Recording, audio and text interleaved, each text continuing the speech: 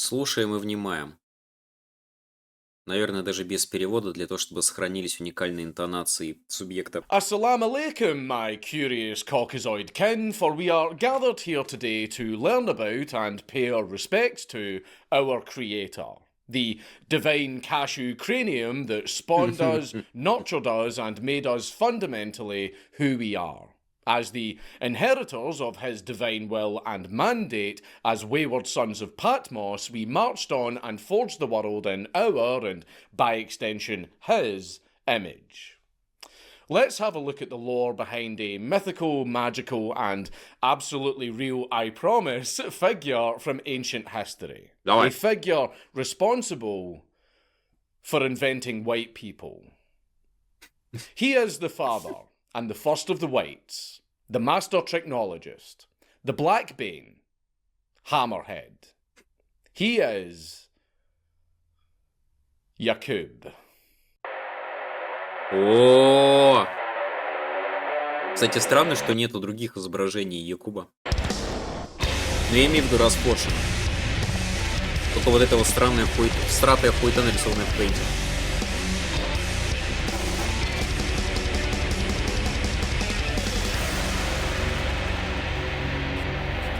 Кстати, да. Поставьте стакан молока за Якуба. Please leave a like and a comment on this video because it really helps me in the algorithm. You smell that? That crisp waft of change in the air? It smells good. О, пошла реклама от Юма.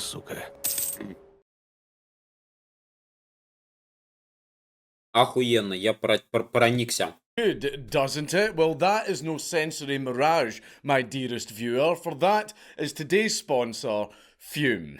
Fume is the premier... Вот вы представляете, карликам белоканнибалы умудрились загнать палку-сосалку. Буквально палку-сосалку. It aims to help you kick that one bad habit for good. Причем даже я захотел себе vapor, купить эту nicotine or палку-сосалку. batteries and is housed in a classy chassis of rock-hard wood. And let me tell you, nothing feels as good as putting hard wood in your mouth and having it blow inside your mouth. It's positively scrumptious. With a variety of flavours like orange vanilla and crisp mint, alongside having satisfying fidget capabilities, Fume is the ideal tool needed to finally overcome that one vice that has been tormenting you constantly. Like me and my doorknob addiction. My vice of late has been licking and sucking on a wide array of doorknobs and handles in both public and private. You see, I like to imagine myself... I like to imagine myself as a little fish skittering along the seabed, scooping up an assortment of plankton and other such yummy critters. And putting them in my big fat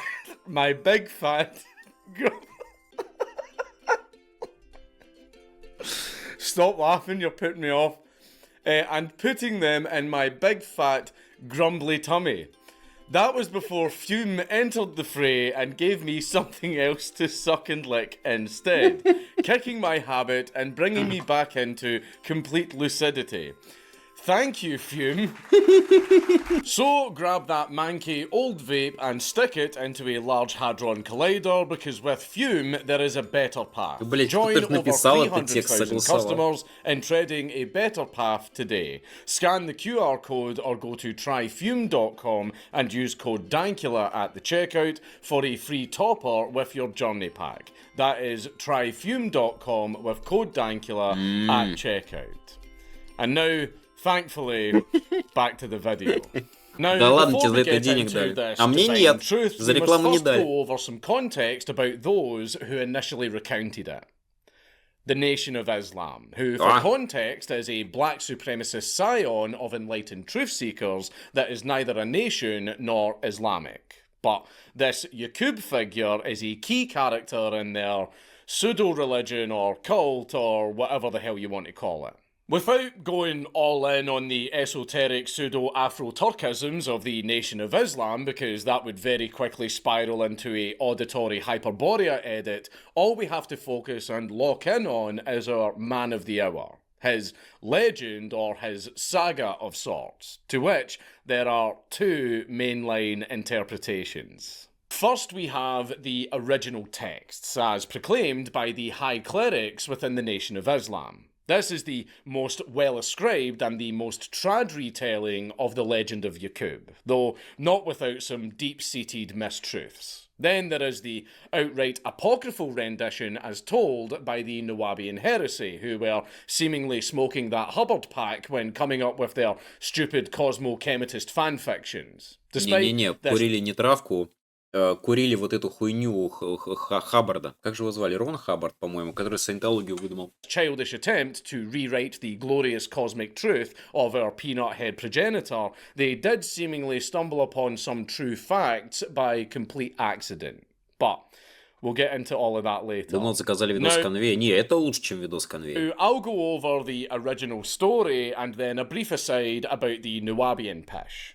And then I'll actually tell you the real story, because I have spent the last 17 years researching this in depth, taking multiple expeditions to sites all over the world, like Birmingham, dragging supposed historians into my van for debriefings. I've been taking a stem cell routine for a decade. I can speak fucking Altaic. My synapses are so fucking dense and tensile that you could use them for bungee jumping. They call me Glue Boy because I stick together entire fields of study with my thorough and cutting research. I've spelunged Мы слушаем не с неразлучкой по причине. So deep into the archives of the School of Hard Knocks that hip-hop superstar, literotica writer and anal hygiene enthusiast Tariq Nasheed has me blocked on Twitter. But we'll also get into that later. I know every major field engagement in the Fenno-Korean hyperwar by heart, including every picket engagement during the not well-known Siege of Ulaanbaatar. I know the name of every ship present during the sinking of the Turco-Bosnian flagship Rumveta, and every single battle which utilised the highly immoral penal legions called Slavs. Will I bring up anything to do with the hyperwar? No, I won't, but this is to say that I have been neck-deep in truthery for a good while now. I am an authority on this subject. And ну и к тому же это нормально перевести невозможно. То есть то, что вы видите снизу, это только там, не знаю, 50% от величия видоса. Frankly wasted so much time delving into an ancient war with untranslated documents so old that I had to relearn English twice and that I need to stop myself from wincing in fear at the terms Fingolia, Juan or Magyaristan. So, flashing my numerous credentials aside, let's get on to the account of Yaqub, according to the Nation of Islam. Хороший видос не существует, они все игнорируют, что все пошло от шрайнеров и запорчилось только по причине ха-негры. Ну, кстати, слышь, первый раз, а так это изнутри лора описание. Это теология нации ислама, а не религиоведение. Our story begins 66 trillion years ago on the moon. Yes, really, where there apparently once lived 13 tribes of black people, all living in peace and harmony in a heavenly garden. However, Eden never lasts, as a scornful god scientist felt frustrated with these jovial blacks, for you see, they didn't speak the same language. They were fractured and divided by their own tongues, deciding to presumably come up with fun and interesting slang and localisms for each other, which isn't very wholesome. As such, in a presumed tard rage, this scientist destroyed the fucking moon. And as a consequence, scattered these divine melanated moonfolk across the earth, leaving the black homeland a charred and ashen husk. One such tribe that was exiled to earth was known as the... Так, погодите секунду, мне что-то интернет отвалился, походу. А что за дела? А, все, нормально. Shabazz, led by, you guessed it, Shabazz, who, upon landing on the earth, decided to settle it first in the Nile Valley and then to the Arabian Peninsula. Of course, like any tribe, once it hit critical mass, it decided to splinter, with the leader of the tribe, Shabazz himself, leading a scion of his most loyal followers to settle the interior of Africa, presumably around the Congo Delta. Why? Well, you see, he believed that the tribe's technologically advanced society was eroding their souls, and as such, he wanted to return to a societally primitive yet spiritually pure and mentally toughened state. He was the first Kaczynski, if you will. As such, he left behind his decadent and degenerate kin in Arabia to fester and collapse under their own tech-induced hedonism. And he set out to secure the future. It was out here in the sweltering jungles of the Congo that they started to physically ascend, and they evolved into higher beings, gaining what we would stereotypically call black physiognomy and features, with even their silken and straight hair drying and frizzing into the modern afro, due to their bodies adapting to conserve water and be overall more efficient, unlike the wasteful and decadent straight hairs that plague the modern ice dwellers. And thus, we truly begin around 4000 BC, in the black city of Mecca, where Yaqub, praise be upon him, was born. A bright yet arrogant child, he was very often derided and ridiculed for his strange case of macrocephaly, being given the shameful nickname of Big Head.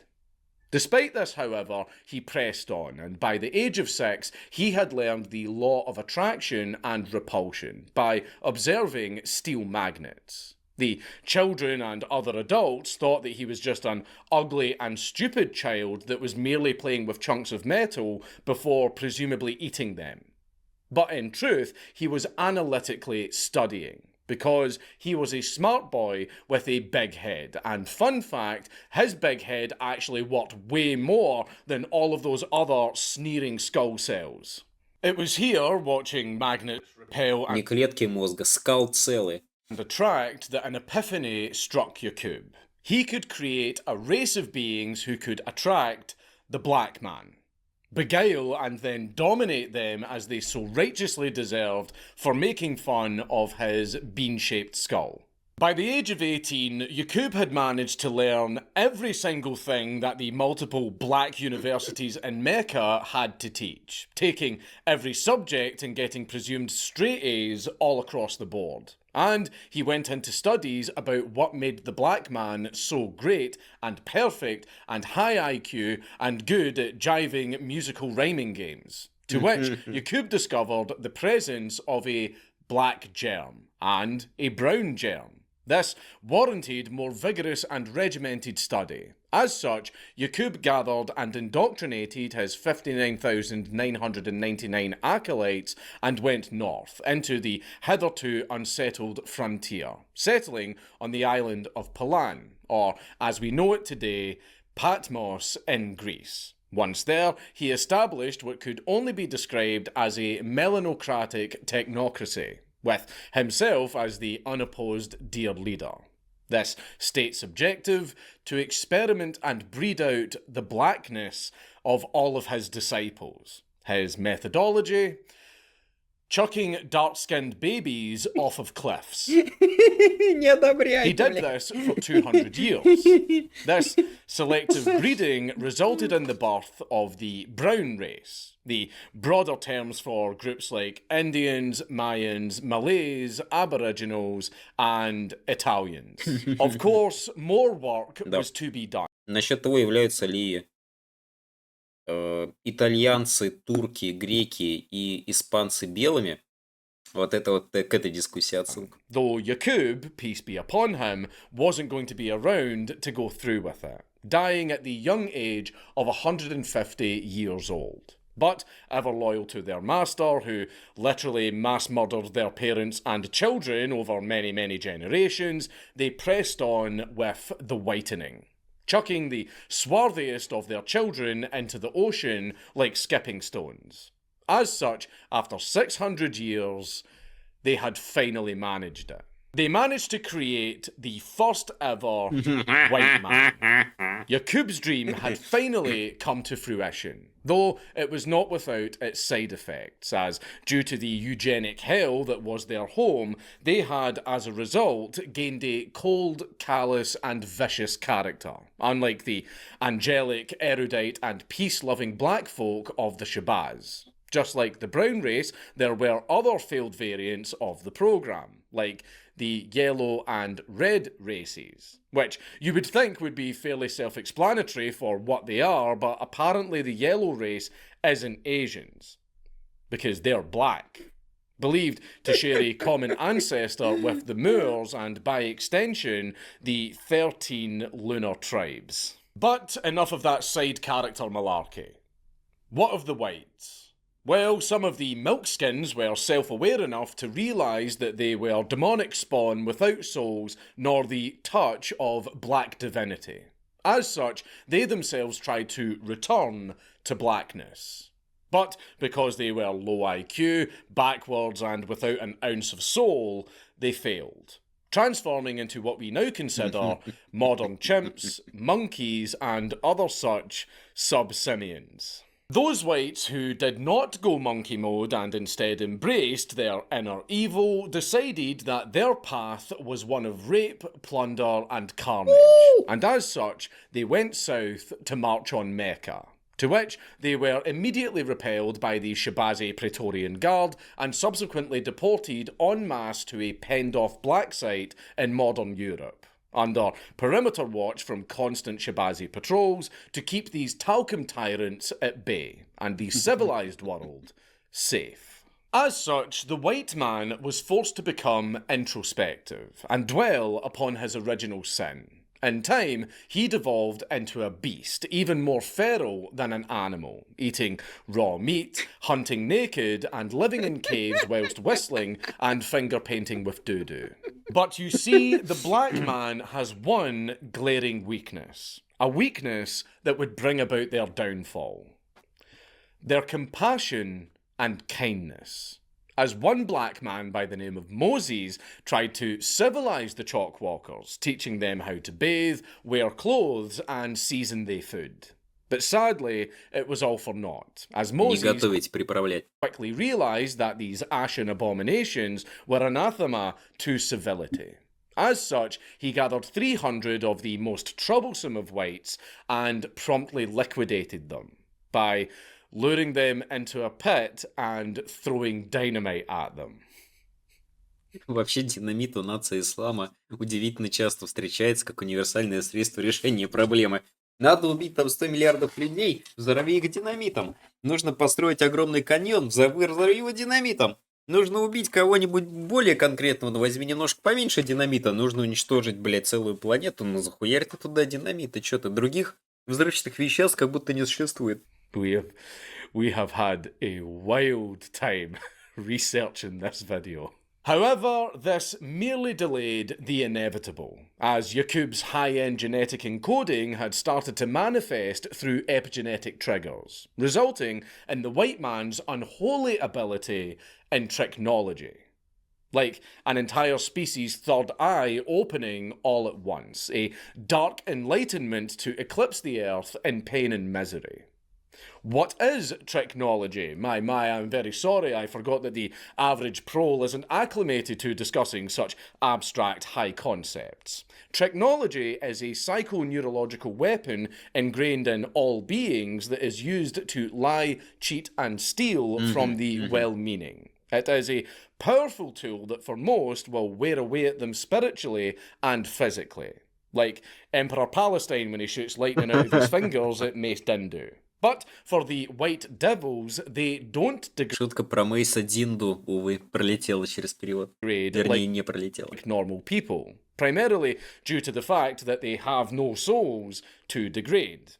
Meaning that they can use technology willy-nilly, without fear of withering away into a mean raisin. Правильно, чё мертво умереть не The может? white man used his penchant for technology to subsequently bring the world to its knees, taking advantage of black altruism to siphon resources into Europe, and in the process destabilizing the literal black markets. weaponizing said altruism alongside careful narrative control to instill black guilt and secure the white man as an oppressed yet valiant underdog that means no harm and is actually misunderstood, we promise. Да, ну то есть это в принципе то же самое, что с евреями.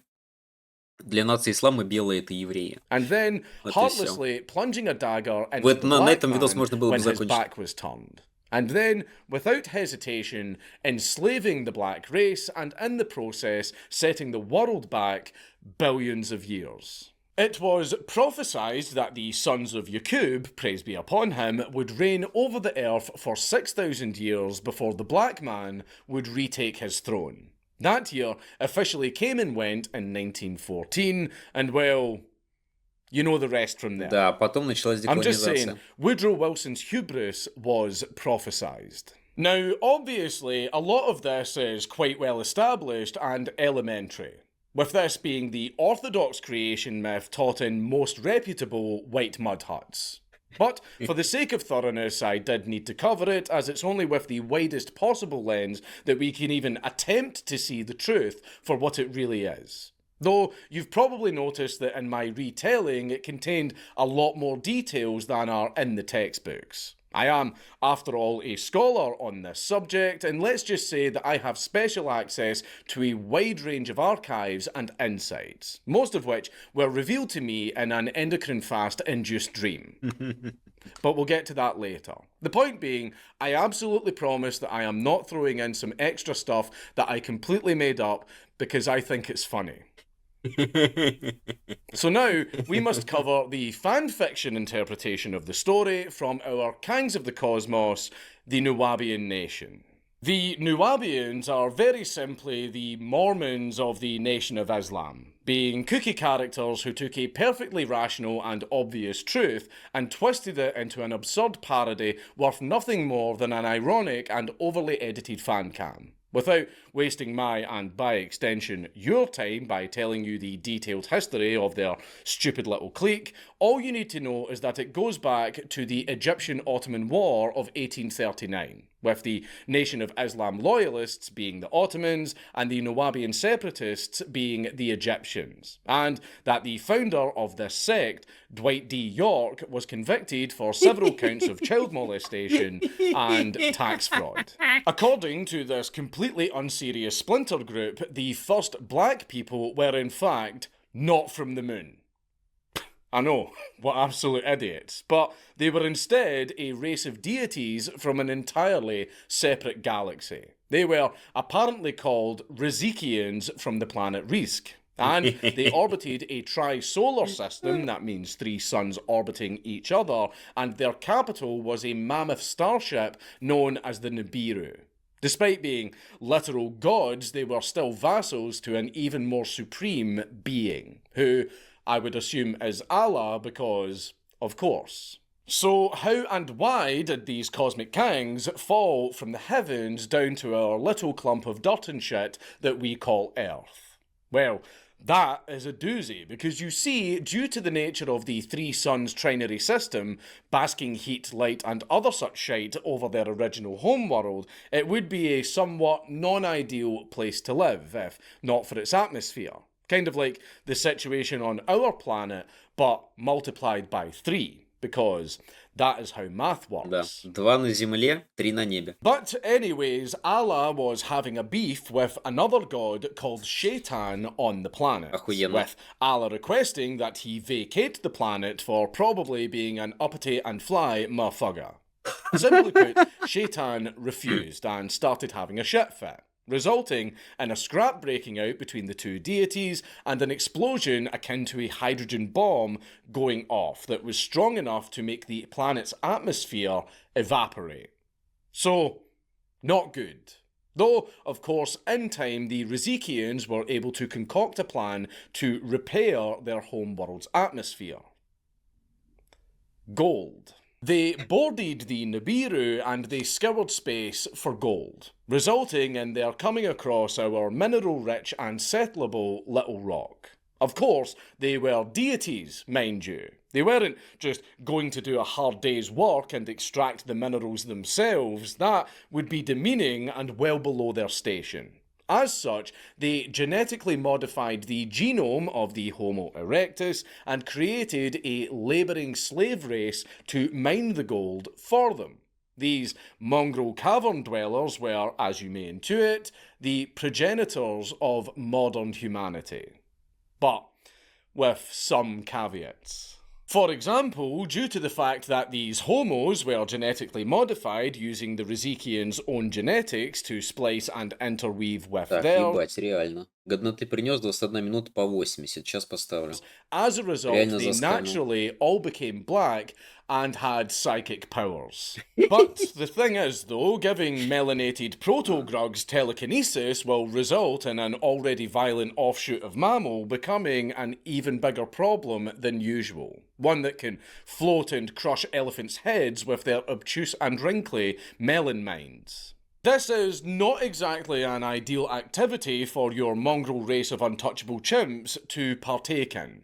As such, after Cain murdered Abel, the Rizikians decided that enough was enough and calcified their pineal glands en masse, which we all know is the source of humanity's latent psionic abilities. Shut up, yes, you do know exactly what I mean. Do not try and play dumb. My third eye sees right through your shite, you contrarian non-believer. However, due to the fractal nature of humanity, certain tribes managed to evade the wrath of the angels, and as such, diverged into their own sub-races, just like in Elder Scrolls, including one tribe called the Shayug. These beings were one of the last remnants of psycho-homos, being easily identifiable with their mighty stature, averaging around 7 to 9 feet tall, and the fact that they have engorged coffee bean heads that housed a dual array of brains. And the only reason that they managed to escape the Rizikian rapture was the fact that they dwelled in caverns outside of, you guessed it, Mecca. And yes, you assumed correctly, Yaqub is indeed a Shayug, according to the Nuwab, not a Shabazz. So he was blessed with 2 normal-sized brains as opposed to a comically large singular one. Thus, it is no surprise that such actions by the Cecil Rhodes Johnsons in the sky, doing their mass psychic sterilization, presumably caused Yaqub to have a bit of a chip in his shoulder. Так, деньги! Деньги! Спасибо за деньги! Ну вот оно, собственно, и пришло, да. Not even taking into account the expulsion to Agartha. As such, he utilised his grand intellect to gene splice a bioweapon into existence. A weapon to unleash upon the Rizikians. A weapon to surpass Metal Gear. The White Man. Apparently, upon completing his weapons program, Yaqub had a bit of an Oppenheimer moment, being so taken aback by the horrors of his craftsmanship and being so violently racked with regret and guilt that one of his 2 brains had a Flickergoon-esque brain aneurysm and exploded, resulting in his death.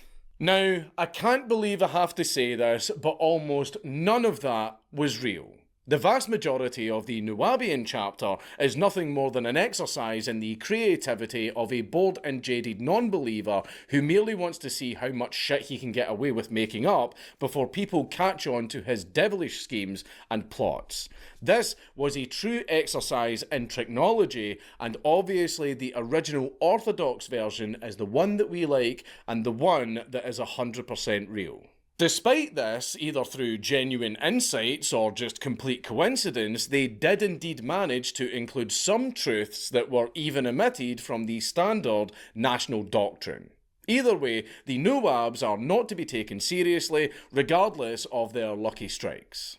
Now, at this point in the video, I'll start giving my 2 cents on our creator's origin story. And if I were your standard talcaloid pastewog, I would either be one of those gimps that would outright deny the infallibility of Yaqub, peace be upon him, or waffle on about how the truth is somewhere in between these 2 interpretations. Ooh, the accounts are all conjecture and biased. We need to read between the line arenos. I'm very smart and rational. Shut the fuck up, you slobbering Reddit filth. Get off of that fucking fence and actually commit to reality. Either open all three of your eyes and accept the infallible truth, or shut the fuck up and keep living in cuckoo fantasy land where you can reason your way through life and where society is completely honest and forthcoming with information. Venom aside, I've not only read the studies, I wrote half of them as well, to the point that even the orthodoxy of the Nation of Islam starts seething at me. Case in point, Tariq Nasheed. Me and Tariq Nasheed were actually arguing on Twitter a long time ago, and he told me that the original true Scottish people were an ancient race of black pygmy dwarves. I called him a fucking bard and he blocked me. He is a non-believer and not to be trusted, but that's enough ranting. So let's get on to the main appeal and start from, well, the start. Buckle in, boys. This is a doozy, and remember, Самое время начать в all of середине this видоса. is completely real. I promise. 200 million years ago, there was nothing. Until a higher dimensional gestalt entity known to us today as Allah decided to utilize extreme neurophysics to seed the known universe with life, creating our solar system and placing within it the 13 tribes of Al-Lunas on what we would now call the moon. Why 13? Well, you wouldn't get it. But all I will say is that it vaguely relates to esoteric geometry, psychonumerism and Gnosticism a la the Hounds of Tindalos. I mean, obviously. Al-Lunus, an idyllic paradise world shepherded by the dominant and divinely ordained Shabazz dynasty, being the tribe with the highest concentration of vril, they were, of course, black and had mighty strong psychic fields, being able to float and peel fruit with their mind. But of course, there was one thing that most of them lacked that would only be gained through fire and suffering: humility. As one of the Shabazz, a young gendarme by the name of Yeshua, aspired to be more than a mere psychic immortal, melanated demigod. He wished to be like Allah. As in, all of that stuff minus the demi part. As such, he gathered the strongest of the 13 tribes, who by this point were in a perennial ennui due to the boredom and decadence of infinite bliss, because, as it turns out, paradise is boring. He brought them to a secluded mountain and constructed a mighty space elevator to escape the gravity well of the moon, in an attempt to commune with and become equals with Allah, and perhaps kill him if he pipes up and objects. Of course, this plan wasn't exactly popular, with the loyal, virtuous and big-dicked Al-Lunasites finding out about the Yeshuan's plan and being so disgusted by the idea of disturbing the demiurge's beauty sleep that they besieged the tower and engaged the traitorous goons all across the planet. This is a cascade of events that became known as the Al-Lunasari Cosmokrieg. This conflict was very costly, with the war centering around the siege of Babylon space elevator, which conservative estimates have lasting around 650 years, though eventually the defences did crack. Babylon fell when a breakthrough was achieved by the current de facto leader of the Al-Lunasari loyalists named Muhammad, of prophetic fame. He broke through the defences of the tower by utilising his exceptionally strong psychic fields to imitate active camouflage akin to Halo Elite. He managed to secure the choke point at Theodosia and unlock its gate, following a further 23 years, slowly fighting up the elevator inch by inch. He finally had a standoff with the corrupted and power-hungry Yeshua. Upon engaging in a game of fisticuffs, Yeshua, in his infinite cowardice, fled the scene via VTOL, though his escape was cut short when he was shot down by a flak cannon. Though, in the end, he had the last laugh, as he not only survived the crash, but managed to escape the clutches of the loyalist kill team and make it off-world. How he managed to do this is up to interpretation, taking his gallimaufry of surviving acolytes with him, fleeing to Earth. However, due to the haphazard nature of their escape, they crash-landed in what was at the time Laurasia, in the Pangaean supercontinent. Whilst the Yeshuan exiles were covering their tracks and retreating to the vast cave networks beneath Laurasia, those left behind on the moon were being massacred by the Al-Lunicites en masse. Though not before initiating a self-destruct sequence on the Babylon space elevator, setting off explosives at the base of the tower with an estimated yield of 450 megatons, or, in normal terms, 4 times the strength of the Tsar bomber, which, alongside atomizing the elevator, completely burst the planetoid's atmosphere and nullified the moon's rotational axis, wiping out all life on it and tidally locking it to the Earth, thus leaving it as the lifeless husk that we know today.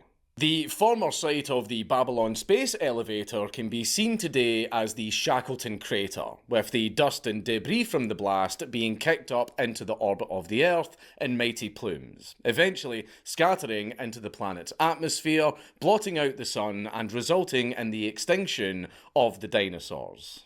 Of course, almost everyone present during the fall of Al-Lunis was obliterated. But that's the thing. Almost everyone.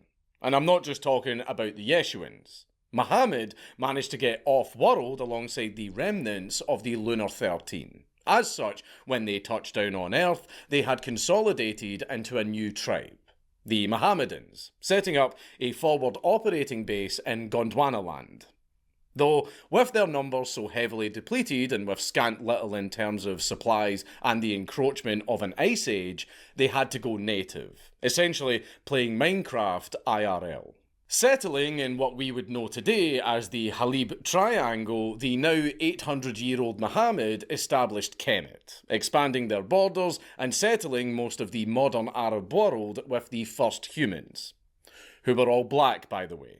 Fast forwarding millions of years, with Kemet expanding out across Africa and the Middle East, unopposed and entering an eons-long golden age. However, when a Kemetic pioneering outfit comes across an anomaly at the Bosphorus Strait, their days of peace and tranquility were numbered. Remember how I said that the Yeshuans crash-landed and hid underground in caves? Well, they had gotten up to some shenanigans in the few million years since we last saw them. And that was a very, very long time. I mean, the continents had all now formed and shit. But we'll ignore all of that for the sake of narrative storytelling. Yeshua led his rebels underground after crash-landing in modern-day Scotian, Slovenia, where the impact of the ship hitting the ground carved out a mighty hole into the earth that became the famed cave network. Upon settling in the newly created underground network, he immediately established a tyrannical dictatorship, rounding up all the remaining women present and taking them as his wives. He then proceeded to take the weakest of his men and enslave them, buck-breaking them repeatedly to make them docile and to steal their psychic powers. Yes, I'm being serious. He actually did that. Source? Me. I'm the source.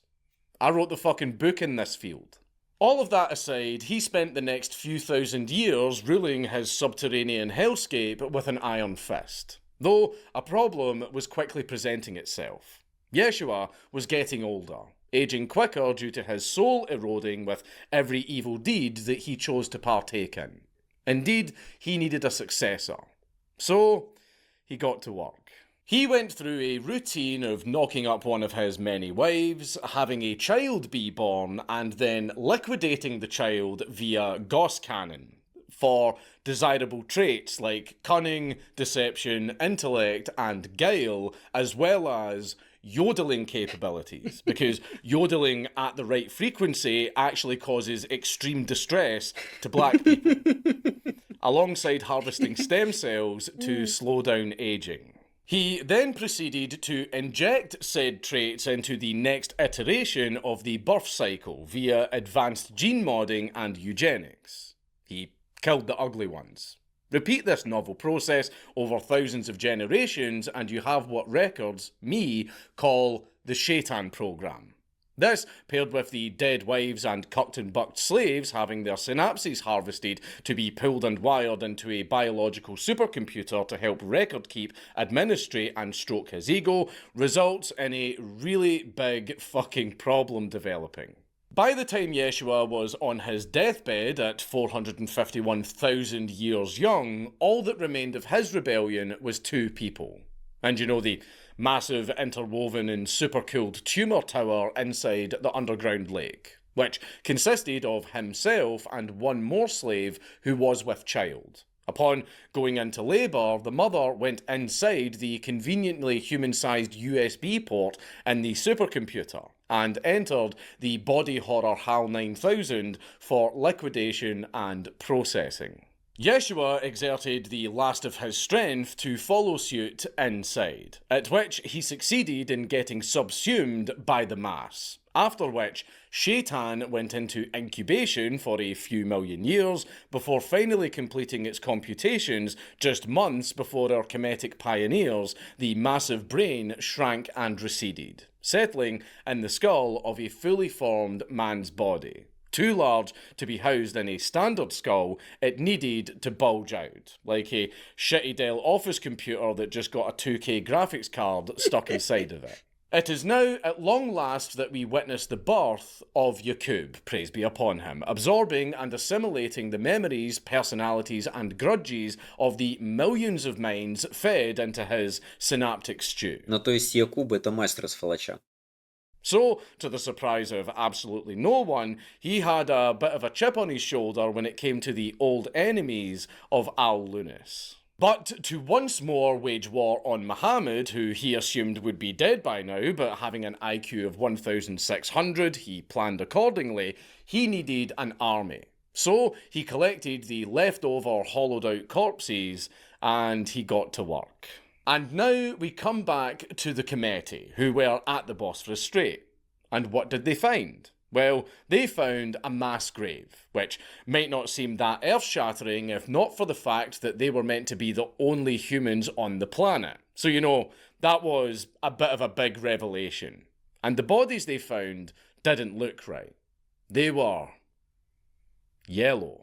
Indeed, they had just come across the first failed models of Asians, who were being field tested in the Aegean Sea to try and optimise their buoyancy and stress test their durability against contemporary ballistics. Spoiler alert, this generation wasn't adequately amphibious or bulletproof, so they got put against the wall, shot, and then dumped in a pit.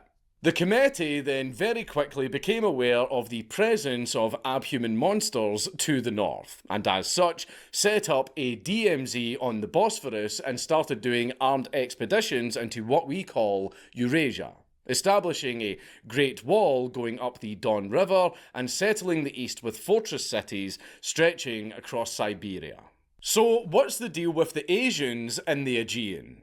Well, Yaqub, praise be upon him, was trying to create an army of psionically voided slaves capable of combating the Mohammedan offshoots by being walking and talking psychic dampeners, which is a force multiplier big enough to actually put the malformed savages on equal footing with Kemet. You see, Yaqub was harvesting genetic data off of the remains of his former slaves to use as blueprints for the slave army. The issue, however, is that these bones were millions of years old by this point, and as such they were faulty and incomplete. As such, he filled in the gaps of the genome with limescale, thus producing the off-peach hue, bugman behaviour, ravenous hunger that is iconic to the Asian race that we all know and sort of love. An interesting side effect, however, is that the limescale calcified their pineal glands, making them physically incapable of spirituality, and therefore locking them out of enlightenment for eternity. The Asians coped subconsciously by adopting beliefs about reincarnation. These Asians were cast off in waves eastwards and southwards in hordes to settle the unclaimed land and destabilise the already settled Kemetic frontiers, who by this point were wholly unprepared for a multi-continent guerrilla war that saw the sacking and razing of multiple black tributary kingdoms in Siberia and Central Asia, in the ashes of which the Asian invaders settled and imitated them.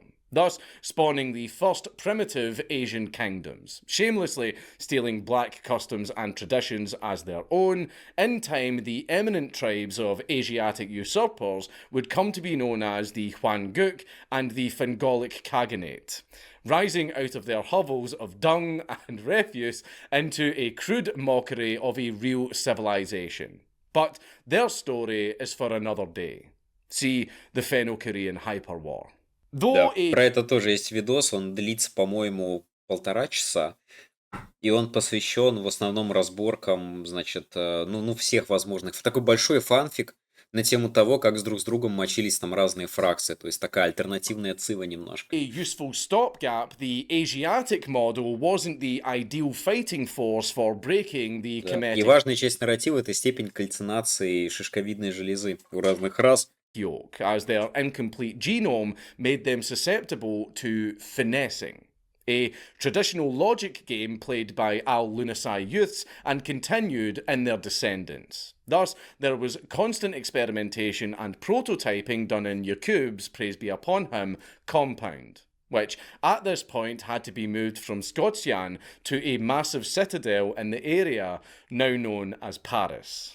It was here, in this black site, that he coined a smorgasbord of methods to supplement the Asian invasion, like a retrofitted offshoot that reincorporated some reverse-engineered black traits into the Asian platform, resulting in the Red Race, a modernised and retrofitted Asian offshoot. Yakub utilised the Asian genome to create a demyelination bomb that would be dropped over Kemetic cities. The result was widespread pineal calcification and melanicide.